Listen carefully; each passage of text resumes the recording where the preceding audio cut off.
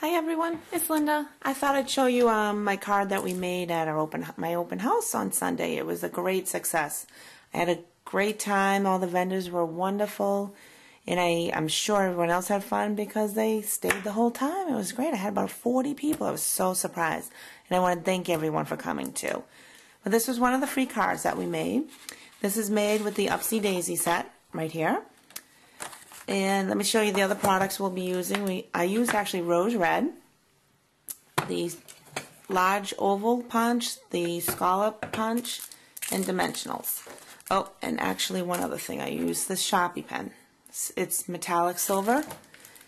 So let me start off by showing, and also the paper is Melon Mambo. And believe it or not, the rose red actually goes very nicely with it. So I didn't have the Melon Mambo ink, so I just improvised, and it matches pretty good. So let's get started. Let me move all this away.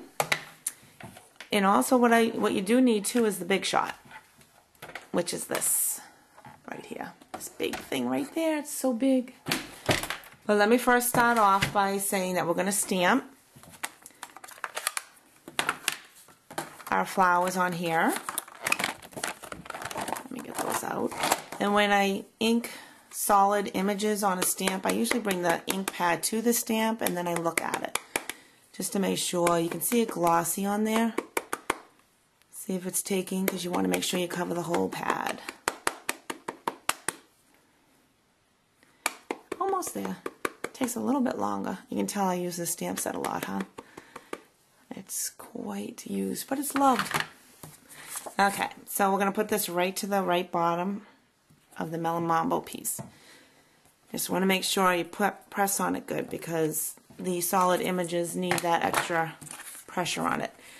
So now to get the raised embossing, we use the Big Shot, and I just want to show you this impressions folder. One side is grooved, indented here, and this side is raised. And normally it wouldn't matter if you just had your regular piece of paper like this with nothing on it, because you don't really care which side is raised. But since I want the raised side over my image, I want to make sure that the raised side is on the bottom and the indented side is going to be on the top, if that makes sense. Because basically what it's doing is pushing the image up through the paper. And then this is called, we're going to sandwich it, and these are my cutting pads, my cutting blades. And when you get the Big Shot, you get this. And we have tab 1 and tab 2, and it explains with each of our dies how many layers you need, where the paper goes, and so forth. It's a great tool. Very informative. So I'm just going to skip right ahead. So what I did was I sandwiched my 2 cutting blades with the impressions folder. I'm going to bring my Big Shot in. I don't know if you can see it. Let's do it this way. And we're just going to run it through, like so, and keep running. Keep turning the handle. Okay. Let me just move that out of the way.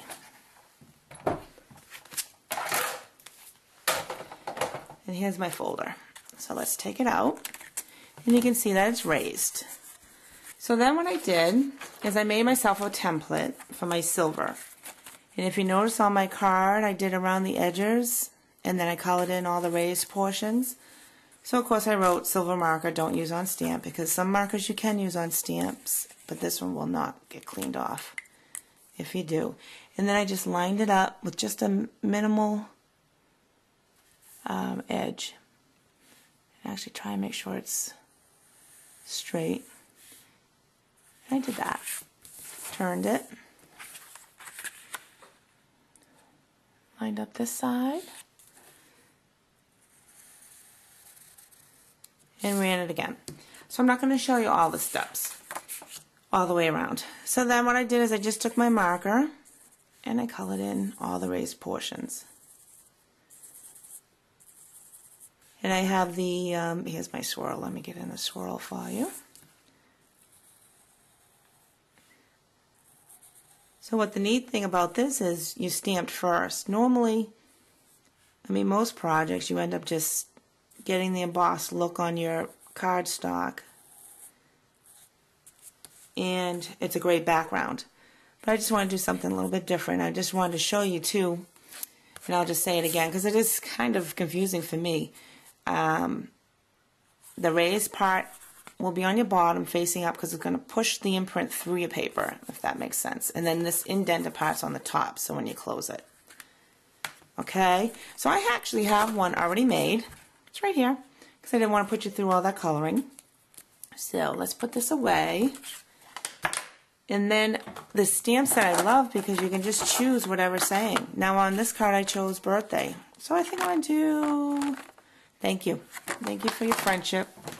I'll take back my ink. And this is my Scrap Whisper White. Oh, that's not going to be good. I just ruined that card.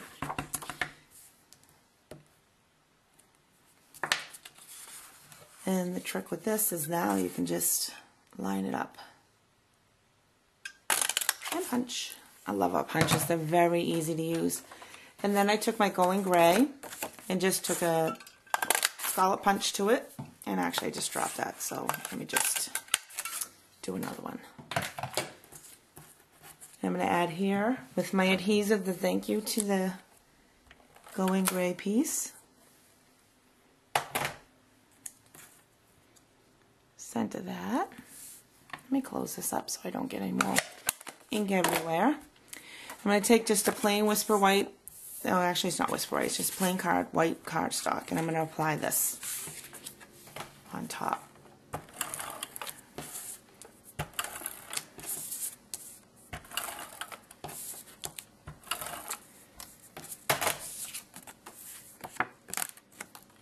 Oh, upside down.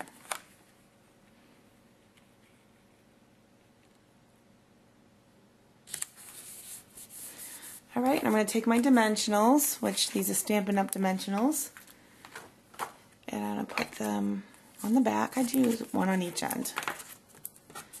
Peel them off.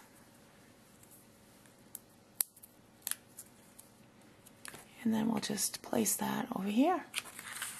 Yep, that's straight. And there you go. There's the end of your card.